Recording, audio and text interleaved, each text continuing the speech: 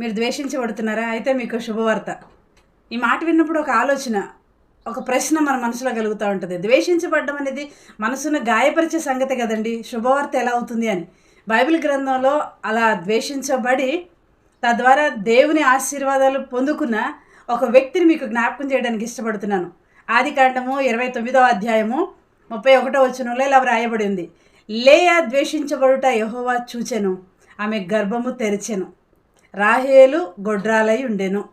ఈ వచనం విన్నప్పుడు, చదువుతున్నప్పుడు నా జీవితంలో ఎన్నో సందర్భాలు, సంఘటనలు నా మనసులో మెదిలే. సమాజంలో వేరే వాళ్ళు ఎవరైనా ద్వేషిస్తే తుడిచిపడేస్తాం, పెద్ద పట్టించుకోము. కానీ సొంతం అనుకున్న వ్యక్తులు, కుటుంబ సభ్యులు, రక్త సంబంధికులు అయిన వారు, నా అనుకున్న వ్యక్తులు మనల్ని ద్వేషించి అపార్థం చేసుకుని ద్వేషించినప్పుడు హృదయం వేదనతో నిండిపోతూ ఉంటుంది. ద్వేషించబడిన లేయా ఎప్పటికీ అలాగే ఉండిపోలేదు. అవమానాన్ని తీసేసి ఆమెకు గర్భఫలాన్ని అనుగ్రహించి సంతోషింపచేశాడు. కానీ ఎవరైతే ద్వేషించారో ఆ వ్యక్తికి వచ్చిన రివార్డు, ప్రతిఫలం ఏంటో తెలుసా? ఆమె గొడ్రాలై ఉండిపోయిందంట. గొడ్రాలు అనే మాట వినడానికి కూడా మనకు చాలా కటువుగా, బాధగా అనిపిస్తూ ఉంటుంది. సొంత చెల్లితో ద్వేషించబడినప్పటికీ ఆమె ఏం మాట్లాడినట్లుగా బైబిల్ గ్రంథంలో వ్రాయబడి లేదు. ఆమె దేవునికి అప్పగించింది, దేవుని వైపు చూసింది.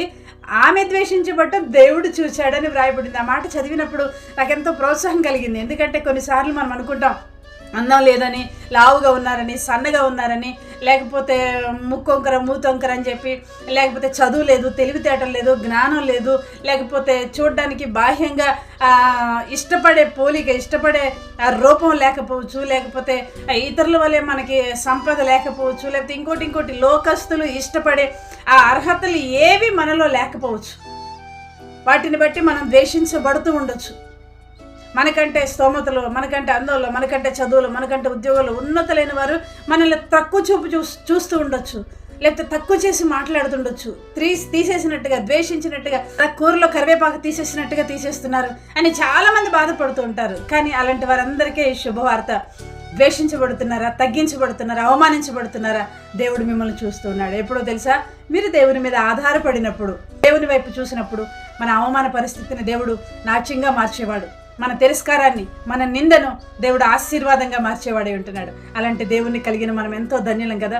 ఒకవేళ ఏ పరిస్థితిని బట్టి మీరు తిరస్కరించబడుతున్నారో, అవమానించబడుతున్నారో నేను ఎరుగను, కానీ మీ ప్రతి అవమానాన్ని దేవుడు చూస్తున్నాడు అనే ఆలోచన మనకి ఎంత ధైర్యాన్ని కలిగిస్తుంది, ఎంత బలాన్ని కలిగిస్తుంది కదండి.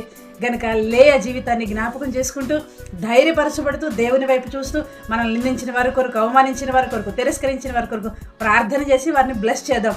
అదే మనకి దీవెనగా మారి మన దగ్గరకు వచ్చేస్తుంది.